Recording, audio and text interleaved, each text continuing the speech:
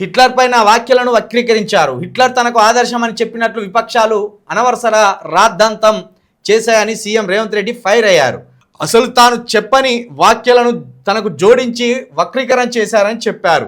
హైడ్రా అనే పదానికి మూలం హిట్లర్ హయాంలోని జర్మనీ నుంచి వచ్చిందని చెప్పాను. నా వ్యాఖ్యలను వక్రీకరించారు.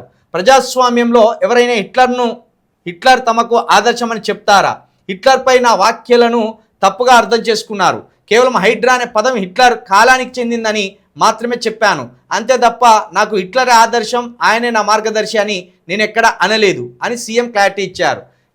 మొత్తం అందరు తిట్టి పోసిన తర్వాత, రావాల్సినంత వ్యతిరేకత వచ్చిన తర్వాత మేధావులు, విమర్శకులు, జర్నలిస్టులు, ప్రతిపక్షాలు అందరు దుమ్మెత్తి పోసి నువ్వెంత దుర్మార్గుడివి, నీదెంత దుర్మార్గమైన ఆలోచన, అసలు తెలివి ఉన్నదా లేదా, ప్రజాస్వామ్య పద్ధతిలో సీఎం అయ్యి ఒక నియంత్రణ ఆదర్శంగా తీసుకోవడం ఏందని అందరు వ్యతిరేకించిన తర్వాత నెమ్మదిగా ఇప్పుడు వచ్చి నాకు వాడు ఆదర్శం కాదు, ఎవడన్నా బుద్ధి ఉన్నోడు ఆదర్శం అని చెప్తాడా అని జరగాల్సిన తతంగం అంతా జరిగిన తర్వాత చెప్తే అది ఒడిసిన ముచ్చటేనే.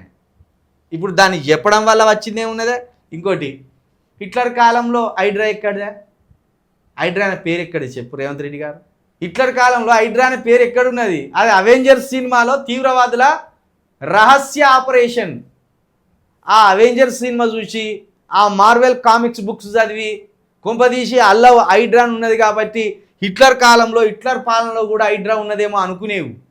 లేదా ఆ సామి నీకు ఎవడన్నా చెప్పేటోడు ఎవడు నీకు రాంగ్ గైడెన్స్ ఇస్తాడో, రాంగ్ స్క్రిప్ట్ ఇస్తాడో అర్థమైతలేదు. ఆ అవెంజర్స్ సినిమాలో తీవ్రవాదుల ఆపరేషన్కు పెట్టిన పేరు హైడ్రా.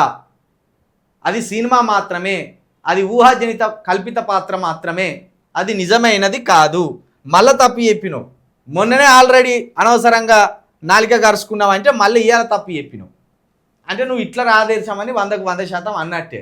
హైడ్రా ఉన్నదాన్ని నువ్వు నమ్ముతానవు అంటేనే హిట్లర్ ఆదర్శమని నువ్వు అన్నావని అందరికీ అర్థమవుతుంది.